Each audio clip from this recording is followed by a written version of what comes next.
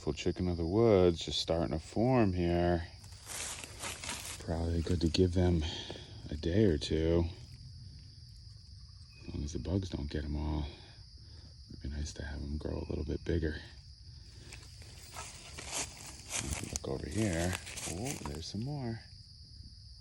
Laetiporus sulphurus. Okay, here we are a day later, and they've definitely filled out some more. Definitely a good time to harvest them, especially before the rain. And they're more tender when they're small like this. And I'll leave the real small ones and just harvest. Real tender spots, I'll cut them right here. Beautiful chicken of the woods. This is growing on a dead maple, it looks like. They can grow on any hardwood. You only want to harvest them when they grow on a hardwood too, not on a conifer species.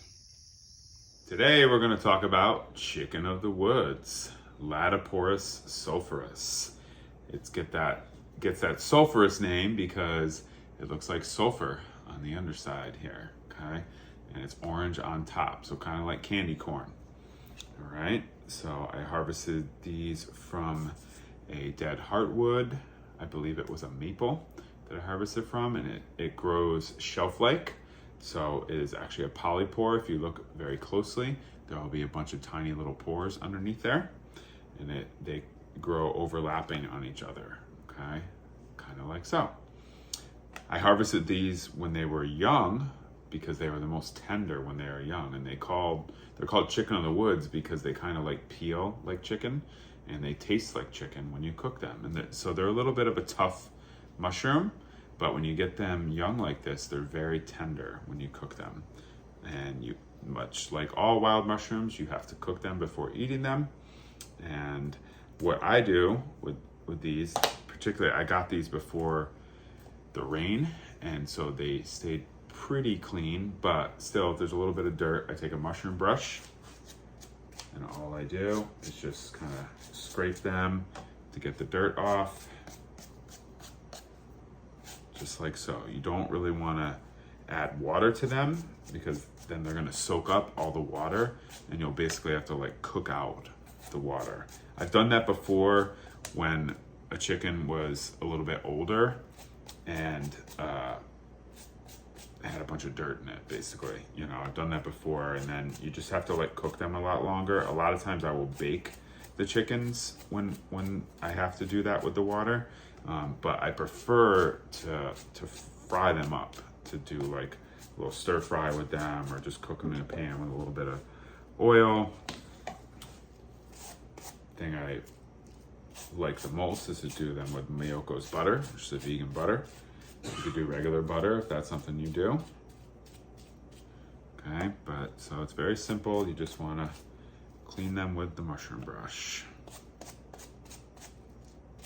These are actually pretty clean specimens because I got them at the perfect time. And I saw them one day and I was like, oh, these are gonna need a day or two. And then I went back the next day and they were perfect. These actually would have gotten a lot bigger, but then they would have been tougher and harder to eat. And if you see on this one, the other ones I was able to cut the outer edges that are most tender, but this one just kind of came right off. And so this area here is very tough and tender, okay? So when you have that, you kind of want to, let's see if I get a knife here. You want to cut off that tender edge if you're going to be frying it, but then the part that is tougher, this is really good for like a soup or a stew, okay? So what I'm going to do, I'm going to cook these up with a little bit of onion, some peppers. I also have a hot pepper here, and I'm going to cook them in a pan. But I'm going to start by just cutting them lengthwise.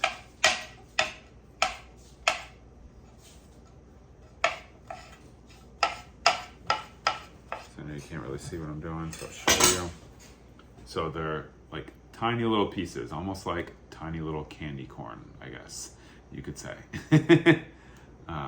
So yeah, trying to get it into focus. There you go. Okay.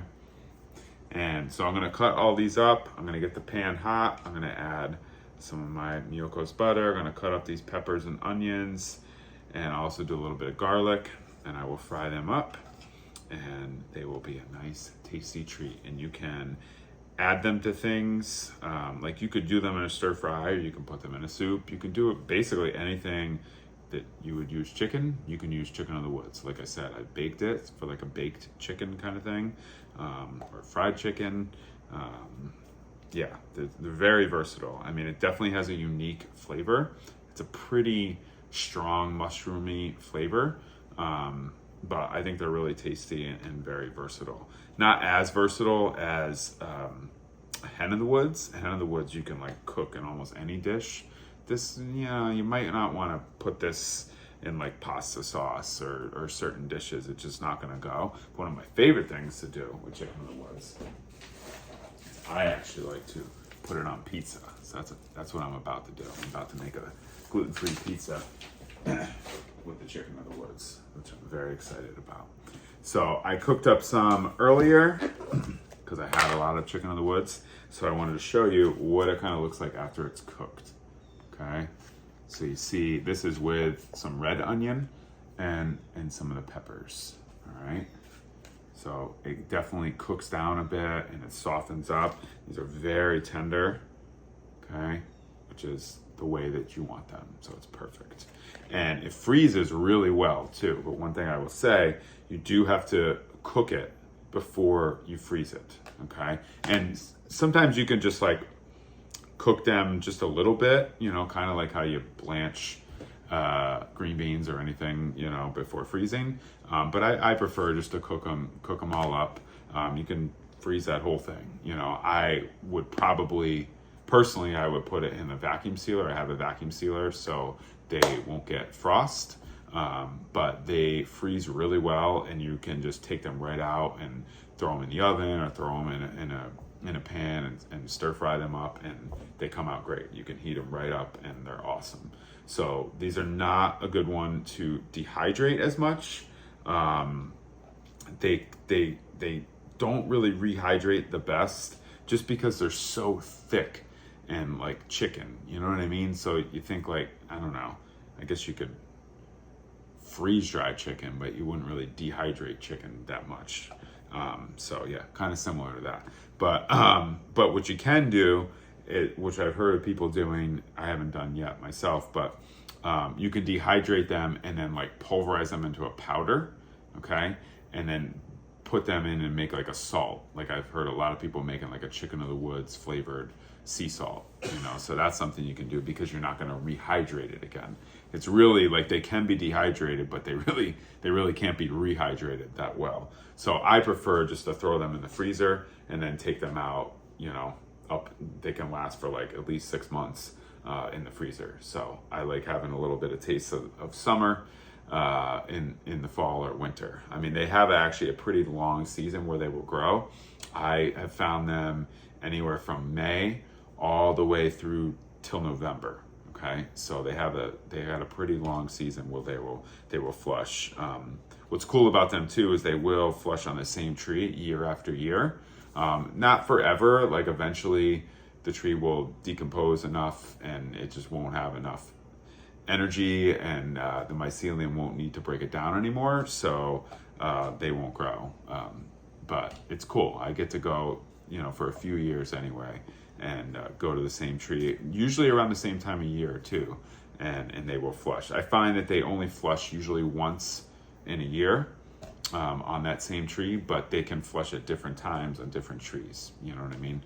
So yeah, and they are the most easily identifiable mushroom in the woods because they have that bright orange color with that yellow underneath. And good thing too is there's nothing else that looks like it, and even anything that does look kind of like it is also edible, like hen of the woods or a Berkey's polypore or black staining polypore, things like that. They're all in the polypore family. It's kind of similar with their rosette shape, very big, thick mushrooms, but they're not going to look orange and yellow. Okay, and these will always grow on the wood. Okay, but there actually is a variety that is more pink and white underneath, and that grows on the ground near usually an oak tree. Okay, and that is called Latoporus cincinnatus. So it's in the same family. It's also a chicken of the woods, but it's not going to have that orange and yellow. It's going to be more like a peach cinnamon kind of color, and white underneath. I actually find those to be even more tasty, more of a choice edible than the Latoporus sulphurus.